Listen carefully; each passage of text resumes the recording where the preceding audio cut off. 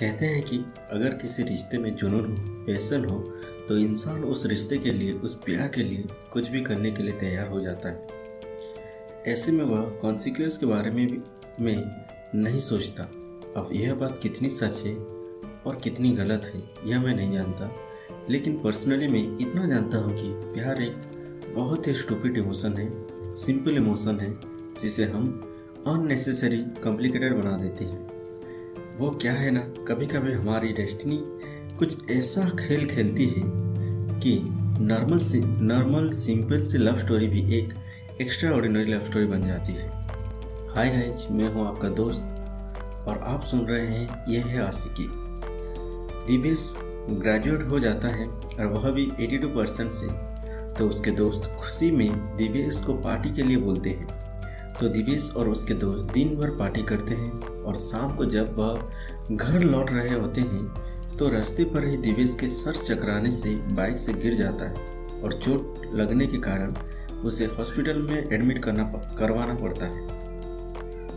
Hospital में doctor को कुछ डाउट होने से वह दिवेश के कुछ रूटीन टेस्ट करवा लेते हैं, जिसमें उसके ब्रेन का भी टेस्ट होता है, जिससे यह पता चलता है कि दिवेश को ब्रेन ट्यूमर है। डॉक्टर दिवेश की मम्मी पापा से कहते हैं कि दिवेश के पास बहुत ही कम वक्त है, बस 10 महीनों का ही वक्त है।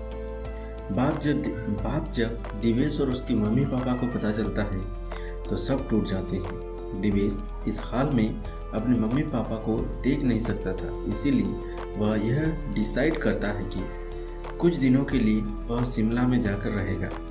यह बात जब उसकी मम्मी को पता चलता है तो उन्हें ना चाहते हुए भी उसे शिमला जाने देना पड़ता है।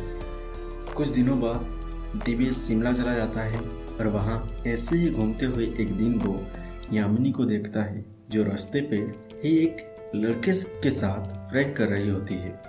यामिनी अपनी दादी की फ्लावर शॉप में अपनी दादी को हेल्प करती थी, तो दिवेश वहाँ जाकर यामिनी से दोस्ती के लिए पूछता है और यामिनी भी ये सोचकर हाँ कह देती है कि आज दिवेश पे प्रैंक करेगी और मिलने के लिए बुलाती है। और जब दिवेश मिलने आता है तो वह प्रैंक करना स्टार्ट कर देती है, लेकिन यहाँ पासा उल्टा पड़ जाता है, क्योंकि दिवेश को पहले से ही पता था कि उसके साथ ऐसा होने वाला है, तो दिवेश उल्टा यामिनी पे प्रैंक कर देता है। यामिनी ये सब देख के बहुत ज़्यादा गुस्सा करके चली जाती है। दिवेश के साथ यह पहली बार हुआ था, love at first sight. Delhi से शिमला वो किसी और रीजन से आया था, लेकिन उसके साथ जो हुआ वह उसके लाइफ को हमेशा के लिए बदलने वाला था। यामिनी के नेचर, उसकी मासूमियत उससे बहुत अच्छी लगी। उसके फ्रेंड, सब कुछ, लड़का तो जा ही चुका था।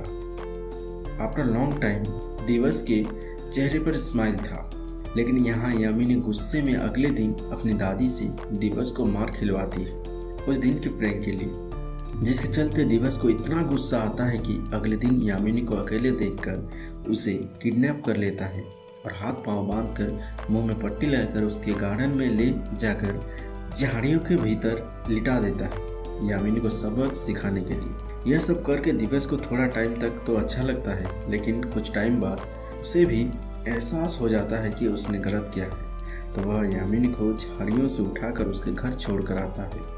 और घर छोड़ने पर यामिनी की दादी दिवस के ऊपर बहुत खुश हो जाती है और उसे थैंक्स कहकर यामिनी की बीमारी के बारे में बताती है कि यामिनी को दिल की बीमारी है और डॉक्टर जवाब दे चुके हैं। यामिनी बस कुछ ही दिनों की मेहमान है, उसके पास ज़्यादा वक्त ही नहीं। उस दिन दिवस ये सब सोच कर बहुत गिल्टी फील करता है और रोज यामिनी से मिलने जाता है, लेकिन यामिनी दिवस को देखकर छिप जाती है, उससे मिलना ही नहीं चाहती थी। लेकिन कुछ दिनों बाद दिवस से मिल ही लेती है और दिवस माफ़ी मांगता है उस दिन के लिए। बहुत ज़्यादा गिल्टी फील करता है।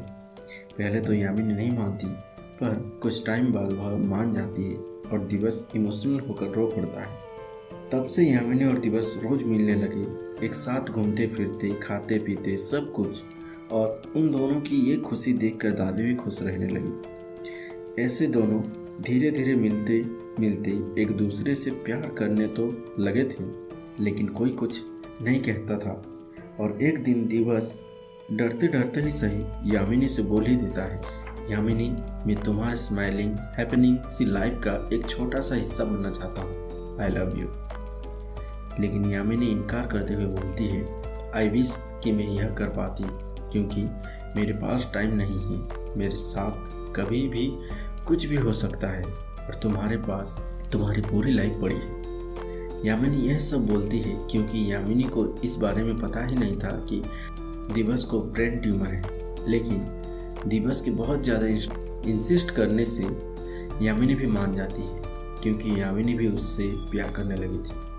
पहले नोक-झोंक, फिर झगड़ा एंड फाइनली प्यार, symptom of a classic love story. दिवस और यामिनी के बीच में भी कुछ ऐसा ही चल रहा था। दिवस जानता था कि उसके पास ज़्यादा वक्त नहीं है, लेकिन यामिनी ने उसके अंदर जीने की एक नई चाहत जगा दी थी। इस कहानी में जुनून तो बहुत था और दिवस इस जुनून से डेस्टिनी को चैलेंज करने के लिए इस्तेमाल कर रहा था। कुछ दिनों बाद दिवस की माँ दिवस से मिलने आई और उसे यूएस ले जाने आई थी ट्रीटमेंट के लिए। उस दिन दिवस यामिनी के बारे में अपने माँ को सब कुछ बताता है और उसकी माँ यामिनी से मिलना चाहती थी। अगले दिन यामिनी दिवस की माँ से मिलती है और यामिनी को दिवस के बीमारी के बारे में पता चलता है और यह भी कि दिवस के पास बस 10 महीनों की टाइम है, जिनमें से ऑलरेडी 6 महीना निकल चुका है। यह सब यामिनी को तो पता चलने से वो दिवस के ऊपर बहुत गुस्सा करती है और मिलने के लिए भी मना कर देती है, यह कहकर कि इतनी बड़ी बात तुमने मुझसे छिपाई और मैं तुम्हें खोना नहीं चाहती। कुछ दिनों में यामिनी को हॉस्पिटल में एडमिट करना पड़ता है। ज़्यादा स्ट्रेस लेने के कारण उसकी तबीयत बहुत ज़्यादा ख़राब हो चुकी थी और उसे जल्द से जल्द हार्ट ट्रांसप्लांट की ज़रूरत थी, नहीं तो वो मर भी सकती थी। दूसरी तरफ दिवस का भी तबीयत बहुत ख़राब हो चुका था, जिसकी वजह से और उसे जब पता चलता है कि यामिनी हॉस्पिटल में है और उसे हार्ट ट्रांसप्लांट की सख्त ज़रूरत है, तो वह अपने माँ से आखिरी बार विदा लेता है। बोलता है, यामिनी को मेरी ज़रूरत है, उसे इस दिल की ज़रूरत है और मैं नहीं गया तो वह मर जाएगी। इसी दिल के जरिए मैं हमेशा यामिनी से जुड़ा रहूँगा। और दिवस हॉस्पिटल जाके हार्ट ट्रांसप्लांट करवा लेता है और ऐसे खुद तो इस दुनिया से चला जाता है, लेकिन यामिनी को अपने दिल देकर यामिनी के अंदर हमेशा के लिए बस जाता है। दिवस जाते जाते अपना दिल यामिनी को दे जाता है। इस जुनून की बात कर रहा हूँ मैं। इस जुनून की वजह से ही इंसान प्यार में ऐसी चीज़ें कर जाता है जो नॉर्मल इंसान नहीं कर पाता, वह चाहे प्यार के लिए अपना जान ही क्यों ना देना पड़े। दिवस और यामिनी की एक कहानी आप लोगों को कैसी लगी कमेंट में ज़रूर बताओ और ऐसे ही प्यार भरी कहानियाँ सुनने के लिए हमारे चैनल को सब्सक्राइब और बेल आइकन को दबाना ना भूलें। Thank you for watching.